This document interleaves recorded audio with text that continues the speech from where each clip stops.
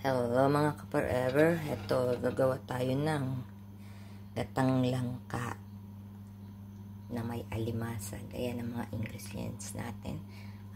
Gata, then langka, ayan ang sibuyas, ayan ang bawang, may siling pula, at ang ating crabs. Okay, umpisa na tayong magluto. Siyempre, may mantika, pepper and salt. Ayan, mag-start na tayo magluto ng ating gatang langka na may alimasag. Ayan, naglagay na ako ng mantika para maisotay natin ang ating bawang, sibuyas. Siguro mainit-init na ng konti. Lagay na natin ang ating bawang.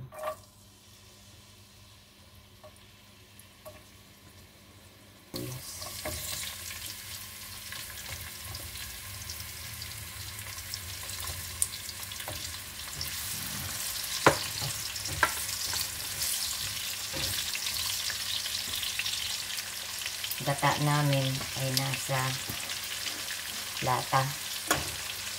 Pati ang langka nasa latang ganito rin.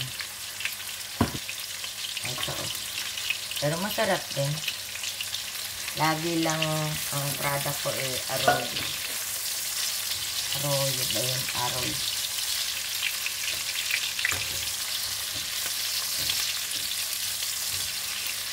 Ayan. Ayan. Ilalagay ko na ang ating crabs kasi gusto kong maalis ba yung langka niya. Ating langka.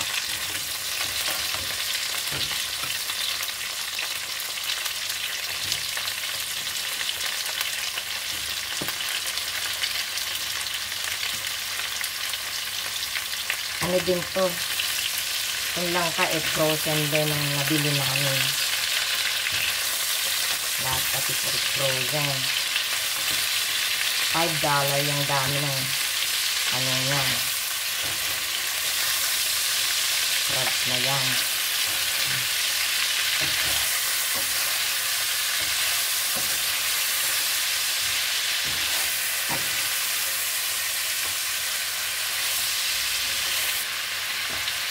Saglit lang naman ang luto nito. Ayan.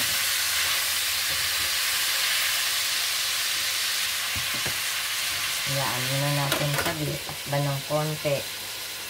And then, ilalagay na natin ang ating langka. Siyempre, mga seasoning. At huling-huli natin yung ating sili. Ayaw ni Vilma ng sobrang anghang, kaya hindi natin aanghangan.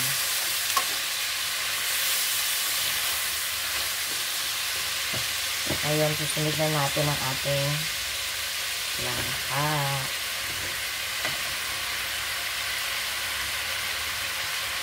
Dami. Actually, mas marami pa ang ating crab dito sa langka.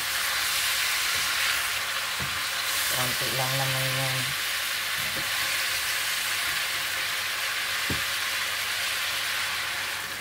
Ayan. Ilagay na natin ang ating gata. I think I need more or that's good enough. I will see.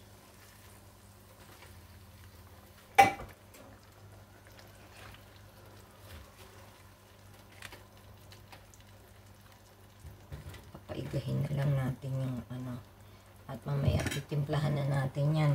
Siyempre tatakpan muna natin yan. Ayan. Ang bilis lang ng magluto ng gatang langka. Lalo na kung mga nasa can ang product. Kasi usually inaano na nila, binablanch nila yan bago i-can.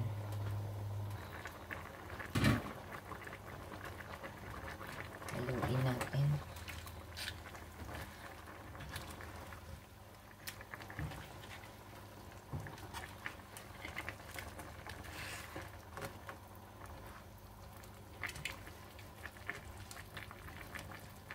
Sabay na natin yung ating seasoning. Magic sarap. Konti lang. At syempre, konting pepper. Pangpaalis ng uyam.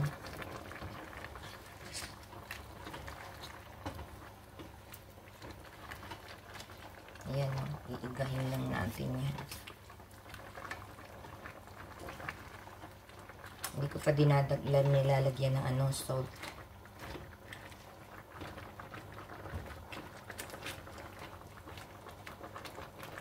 Yan, takpan muna natin.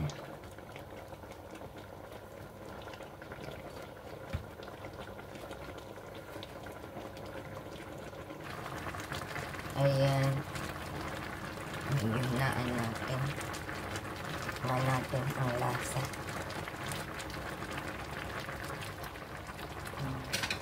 Tignan natin kung malambot na ang ating langka.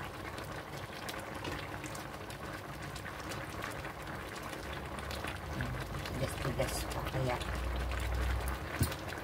Pakuluan muna natin. Hindi ko pa ilalagay ang ating sili.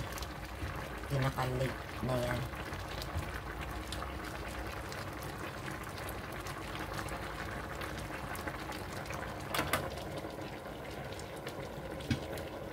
Medium heat lang para hindi maiga.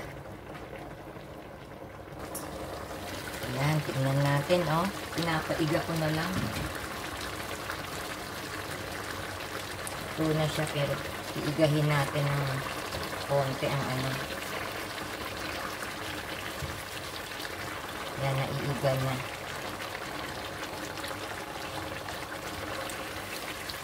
At ilalagay ko na ang sili. Wow! Yan.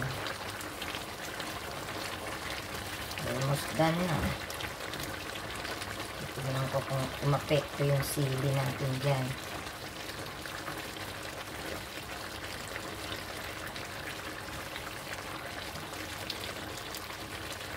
Ayaw nga kasi ni Bill na ng maanghang.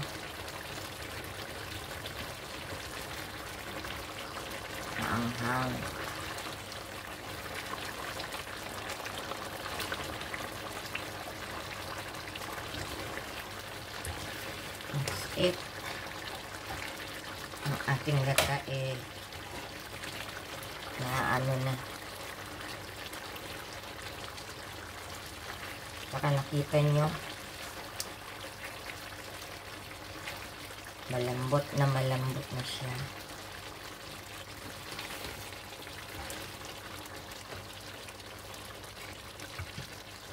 Last taste.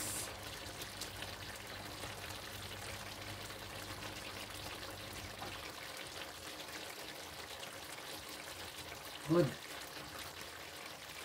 Dahil hindi siya masyadong maanghang, pero tatanggalin ko na itong sili natin. Baka umanghang ng todo. Alam niyo na.